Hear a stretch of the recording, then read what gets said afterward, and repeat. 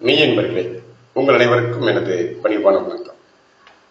நீங்கள் பார்த்துக் கொண்டிருக்கும் இந்த ஆகாச அருளமுதம் என்கின்ற காணொளி முழுக்க முழுக்க இறையன்பம் மெய்யன்பம் என்று சொல்லக்கூடிய மெய்த்தன்மையை நோக்கி சென்று கொண்டிருக்கும் ஒரு இறைவழி பாதை. இது ஒரு வழி பாதை. இங்கு கற்பனை, பொழுதுபோக்கு, உணர்ச்சிகளை தூண்டக்கூடியது, உண்மைக்கு புறம்பானது எதுவும் இடம்பெறாது. நண்பர்களே, இன்றைய பதிவிலே நாம் காண இருப்பது திருமூல திருமந்திரம். அதிலிருந்து 662வது கவி. இது ஒரு அற்புதமான இறைக்கவி. இந்த இறைக்கவியிலே என்ன சொல்லப்பட்டிருக்கிறது என்றால், நமது உடலிலே தாமரை ஒன்று இருக்கிறது. அந்த தாமரை தலை உச்சியில் இருக்கிறது. அந்த தலை உச்சியில் இருக்கும் தாமரை மொட்டாக இருக்கிறது. அந்த மொட்டினை கட்டவிழ்த்து விட்டு மலர வைக்க வேண்டும். அந்த மொட்டினை மலர வைப்பதன் மூலமாக அங்கு தேன் என்று சொல்லக்கூடிய இறை மயக்கம் தரக்கூடிய ஒரு திரவம் சுரக்கிறது. அந்த திரவம் சுரந்து விட்டால் நமக்கு பசி, பிணி, தாகம் அற்ற நிலை வந்துவிடும். அது மட்டும் அல்ல, நமக்கு மலம், சிறுநீர் கழிப்பும் நின்றுவிடும். அது மட்டுமல்ல, எப்பொழுதுமே பேரின்ப பெருங்கழிப்போடு இறைவனோடு இணைந்திருக்கலாம். இறை பொருளாகவே மாறிவிடலாம். இந்த பிரபஞ்சம் முழுவதும் இறை இணைப்போடு இணைந்து அந்த பெருங்கழிப்பு என்று சொல்லக்கூடிய பெரும் மகிழ்வு, கற்பனைக்கும் கருத்துக்கும் எட்டாத ஒரு அகண்டாகார காட்சி. அந்த காட்சியின் வழியாக கிடைக்கக்கூடிய ஒரு பெருநிலை, இதை அடைய முடியும் என்பதுதான் இந்த கவியிலே கூறப்பட்டிருக்கிறது. இங்கு பூரணம் என்ற வார்த்தை உபயோகப்படுத்தப்பட்டிருக்கிறது. பூரணம் என்பது என்ன என்றால், பூரணம் என்பது முழு அளவு. முழு அளவு என்பது இறை அளவு. இறை அளவு என்பது கலப்படமில்லாத சுத்தமான நிலை. அந்த சுத்தமான கலப்படம் அற்ற பூரண நிலையை அடைய வேண்டும் என்றால் நமக்கு தவம் இயற்றி அந்த தவத்தின் வழியாக தாமரை என்று சொல்லக்கூடிய இந்த துரிய சக்கரத்தை இயங்க வைத்து, அந்த துரிய சக்கரம் இயங்குவதன் வழியாக தேன் என்று சொல்லக்கூடிய இறை திரவத்தை சுரக்க வைத்து, அந்த இறை திரவத்தின் வழியாக பசி, பிணி, தாகமற்ற நிலையை உருவாக்க முடியும். ஞான பெருமக்கள் இதைத்தான் செய்தார்கள். அவர்கள் செய்ததோடு நிற்காமல், சுயநலம் இல்லாமல் கவியாக நமக்கு தந்தார்கள். இந்த கவியை என்ன கூறப்பட்டிருக்கிறது என்பதை உணர்ந்து கொண்டு அதன் வழியாக நாம் தவம், தியானம் ஏற்றினால் நமக்கும் அந்த நிலை, அந்த பேரு கிட்டும். ஞான பெருமக்கள் அனைவருமே நம்மை போன்று சாதாரண மனிதராக பிறந்து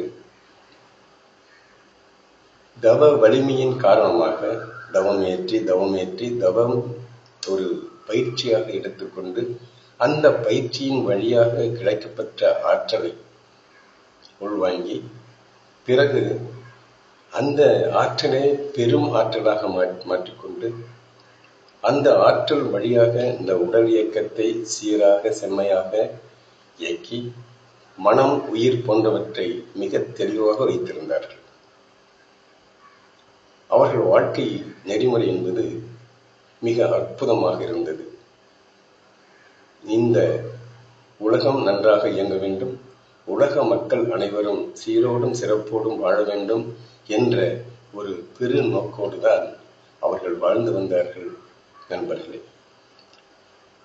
எனவே இந்த கவி மூலம் என்ன சொல்லப்பட்டிருக்கிறது, இதற்கான மெய்யான கருத்து என்ன என்பது பற்றி சிறிது நேரம் ஆராய்வும் வாருங்கள். மெய்யான கருத்தை சொல்வதற்கு நண்பர்களே, இப்பொழுது நான் உங்களுக்காக காத்திருக்கிறேன். வாருங்கள், உள்ளே செல்வோம். இந்த கவி திருமூலர் இயற்றிய திருமந்திரத்திலிருந்து 662வது கவி. இந்த கவியை இப்பொழுது காண்போம். அதற்கான மெய்யான விளக்கத்தையும் காணிருக்கும். கவி: கட்டிட்ட தாமரை நாளத்தில் உண்பது, மட்டிட்ட கண்ணியர் மாதுடன் சேர்ந்தனர், கட்டிட்டு நின்று களங்கனி ஊடுபோய் பொட்டிட்டு நின்று பூரணம் ஆனதே. கட்டிட்ட தாமரை நாளத்தில் ஒன்பது, மட்டிட்ட கண்ணியர் மாதுடன் சேர்ந்தனர், கட்டிட்டு நின்று களங்கனி ஊடுபோய் பொட்டிட்டு நின்று பூரணம் ஆனதே. இதுதான் கவி. இந்த கவியிலே என்ன கூறப்பட்டிருக்கிறது? முதல் வரி கட்டிட்ட தாமரை நாளத்தில் ஒன்பது. இந்த தாமரை என்பது என்ன? தாமரை என்பது நமது உடலிலே சக்கரங்கள் இருக்கிறது. தவம் ஏற்றும் போது இந்த சக்கரங்கள் இயங்குகிறது.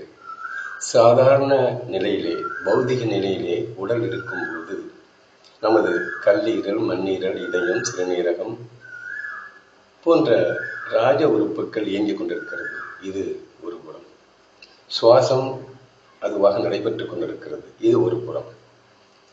இதுவெல்லாம் இந்த இயற்கையாக இறையாற்றல் வழியாக நடைபெற்றுக் கொண்டிருக்கிறது. நாம் ஒரு கவலம் உணவை எடுத்து உள்ளே வாயின் வழியாக செலுத்துகிறோம். ஆனால் இந்த உணவானது 7 தாதுக்களாக பிரிக்கப்படுகிறது. இந்த 7 தாதுக்களாக பிரிக்கப்படும் வேலை யார் செய்வது? அந்த 7 தாதுக்களை பிரிக்கும் வேலையை செய்வது உள்ளே இருக்கும், நம்மோடு உறவாடி கொண்டிருக்கும் நம் இறைவன் உள்ளே இருந்து கொண்டு அதை இயக்கிக் கொண்டிருக்கிறார். 7 தாதுக்கள் ரசமாக, இரத்தமாக, கொழுப்பாக, மாமிசமாக, எலும்பாக, மஜ்ஜையாக, சுக்கிலமாக மாறிக்கொண்டிருக்கிறதே. இந்த நிலை யார் செய்வது? இந்த நிலையை நமது நண்பர்கள் செய்தார்களா? நமது தாய் தந்தையர்கள் செய்தார்களா? அல்லது நம்மோடு கூட இருக்கும் வேறு யாராவது செய்தார்களா? இல்லையே. அனைத்தையும் கணக்கச்சிதமாக இயக்கிக் கொண்டிருக்கும் அந்த எரிபொருள் தான் இந்த வேலை முழுவதும் செய்து கொண்டிருக்கிறது. இதை நாம் என்றாவது உணர்ந்து அந்த இறைவனுக்கு நன்றி சொன்னோமா? இறைவா, நான் ஒருவேளை ஒரு கவலம் உணவைத்தான் எடுத்து உள்ளே செலுத்தினேன். ஆனால் இது உடம்பாக வளர்ந்து விட்டது.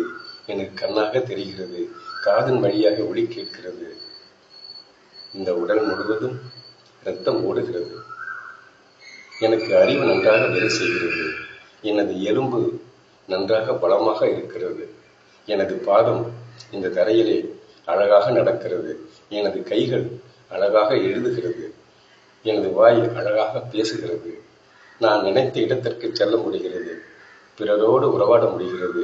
இதற்கெல்லாம் மூல காரணம் யார் என்று இதுவரை தெரிந்து கொண்டோமா?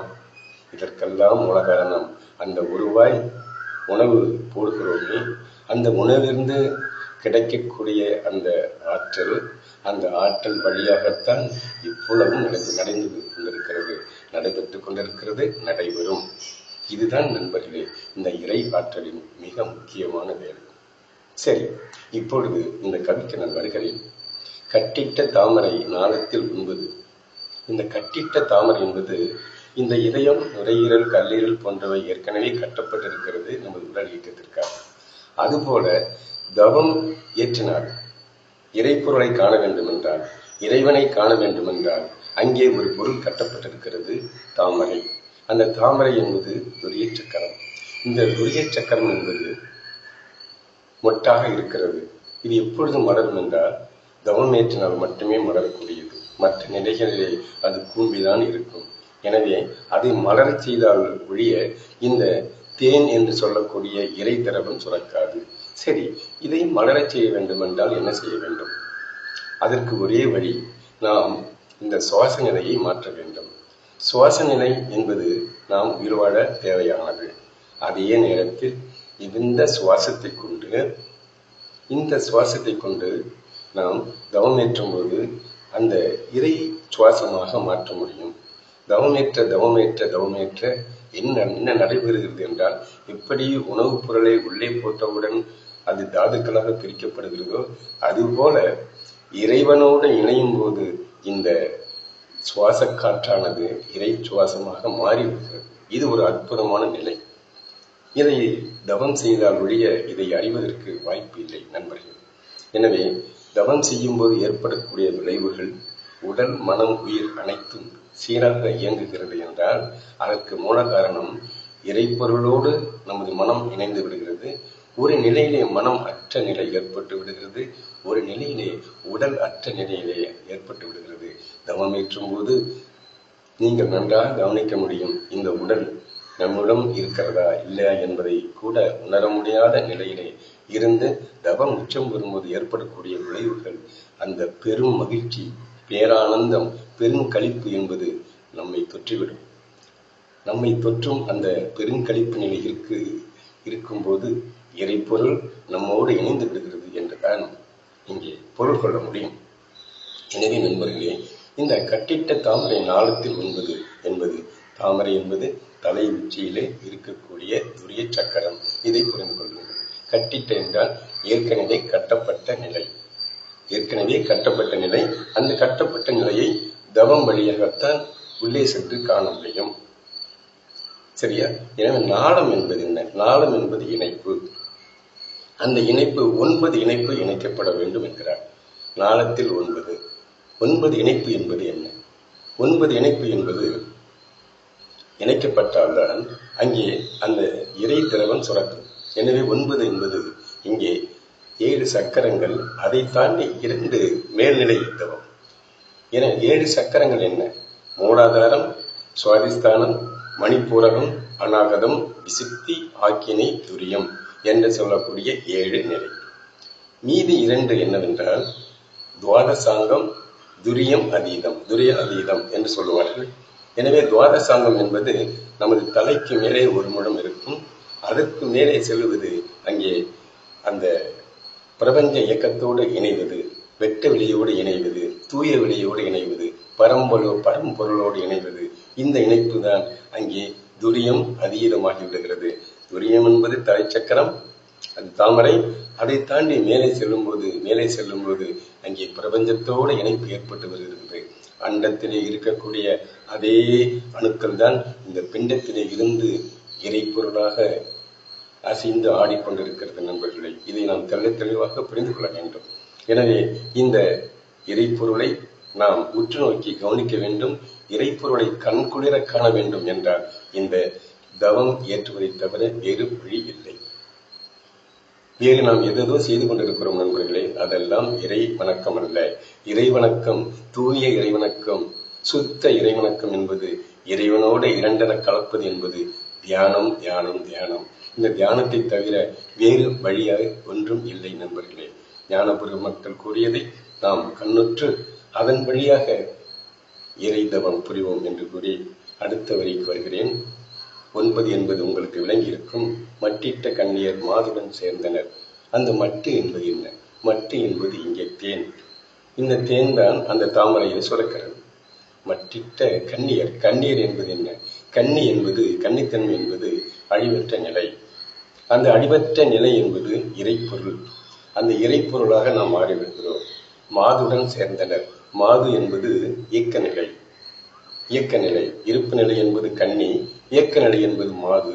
இந்த இயக்க நிலையும் இருப்பு நிலையும் ஒன்றாக இணைந்து இப்பொழுது நாம் அசைவற்று இருக்கிறோம். தவம் ஏற்றும் போது அசைவற்று இருக்கும்போது அது கன்னித்தன்மை என்று சொல்லக்கூடிய இறைத்தன்மையாக இருக்கக்கூடிய அழிவற்ற நிலைக்கு நாம் சென்று விடுகிறோம். அங்கே செல்லும் போது அங்கே என்ன நடக்கிறது? மட்டு சுரக்கிறது. மட்டு என்பது தேன். அந்த தேன் சுரக்கிறது. அந்த தேன் சுரந்து விட்டால் என்ன நடக்கிறது? பசி பிணி தாகமற்ற நிலை வந்து விடுகிறது. மலஜலம் கழிவது நின்று விடுகிறது. அங்கே எந்த உள்ளுறுப்புகளுக்கும் வேலை இல்லை. இறைப்பொருள் எப்படி இருக்கிறதோ, இயங்குகிறதோ, சுழல்கிறதோ அதுபோல நமது உடலானது மாறி அணுவாகவே மாறிவிடுகிறது. அணுவாக மாறும்போது அங்கே ஒளிதேகம் என்ற நிலை, வள்ளல் பெருமான் அடைந்த நிலை, அந்த நிலையை இந்த உடல் பெற்று விடுகிறது. இதுதான் மட்டிட்ட கண்ணீர் மாதுடன் சேர்ந்தனர், கட்டிட்டு நின்று கலங்கனே ஒரு போய். இவ்வளவும் நடக்க வேண்டும் என்றால் என்ன செய்ய வேண்டும் என்று அடுத்த வரியிலே கூறுகிறார். கட்டிட்டு நின்று. அதுக்கு கட்டு என்பது தழுவுதல், எழுப்புதல். எதை தழுவ வேண்டும், எதை எழுப்ப வேண்டும்? இறைவனை தழுவ வேண்டும், இறைப்பொருளை எழுப்ப வேண்டும். அந்த இறைவனை தழுவது, இறைப்பொருளை எழுப்புவது என்பது மிக எளிதான வேலை அல்ல. இதற்கான பயிற்சிகள் நிறைய தேவைப்படுகிறது. என்ன நடைபெறுகிறது? சுவாச நிலை இருக்கிறது. குண்டலினி மகாசக்தி மூலாதாரம் என்று சொல்லக்கூடிய சக்கரத்திலே இருக்கிறது. மூலாதாரம் என்பது பிறப்பு உறுப்பிற்கும் கழிவு உறுப்பிற்கும் இடையே இந்த முதுகுத்தண்டு முடியும் இடத்திலே இருக்கிறது இந்த மூலாதார சக்கரம். இந்த மூலாதார சக்கரத்தை எழுப்ப வேண்டும் என்றால் அதற்கு ஒரு பொருள் வேண்டும் அல்லவா? அந்த மூலப்பொருள் என்னவென்றால் காற்று என்று சொல்லக்கூடிய நிலை. அந்த காற்று என்று சொல்லக்கூடிய நிலை சுவாசம். அந்த சுவாச நிலை ஏற்படும் போது சாதாரண சுவாசம் நாம் உயிர் வாழ்வதற்கு, இறை சுவாசம் என்பது இந்த தவம் புரிவதற்கு. எனவே இந்த தவம் புரிய வேண்டும் என்றால் வடகலை, இடகலை, சுழுமுனை என்ற நிலை திரிசூல நிலை. இந்த திரிசூல நிலை என்பது வடகலை என்பது சூரிய சக்தி, இடகலை என்பது சந்திர சக்தி, சுழுமுனை என்பது என்னவென்றால் சுழுமுனை என்பது இரண்டும் சேர்ந்த சக்தி. வெப்ப சக்தியும் குளிர் சக்தியும் இணைந்த ஒரு நிலை, சூரியனும் சந்திரனும் இணைந்த நிலை, அது நடுநாடி என்பார்கள். இந்த நடுநாடி இயக்கம்தான் சுழுமுனையை சுழறச் செய்து நெற்றி புருவத்திலே சுடர்விட்டு எரிய செய்கிறது அருட்பெருஞ்சோதியாக.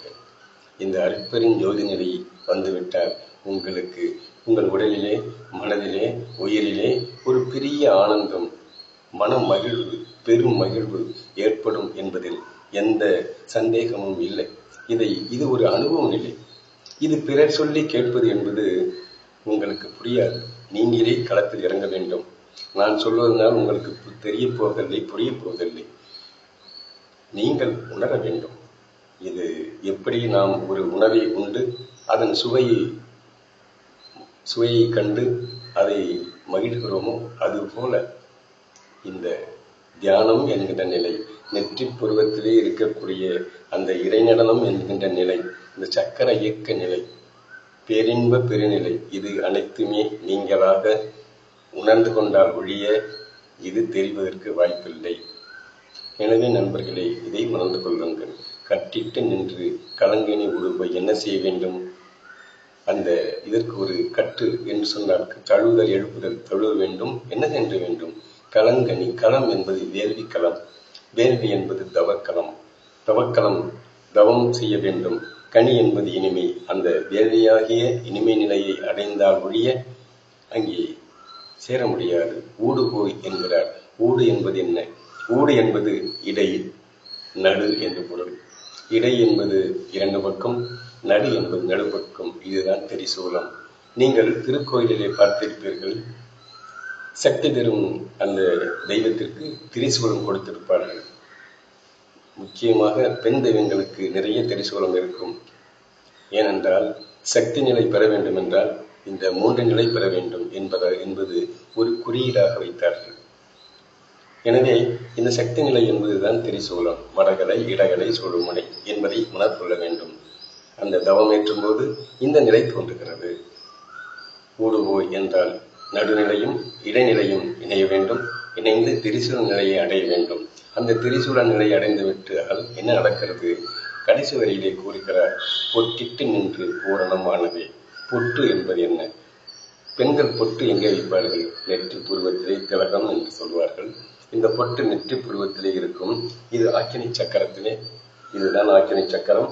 இந்த ஆக்கினி சக்கரத்திலே இந்த அருட்பெருஞ்சோதியானது கொழுந்து விட்டு எரிகிறது தவம் ஏற்றும் பொழுது.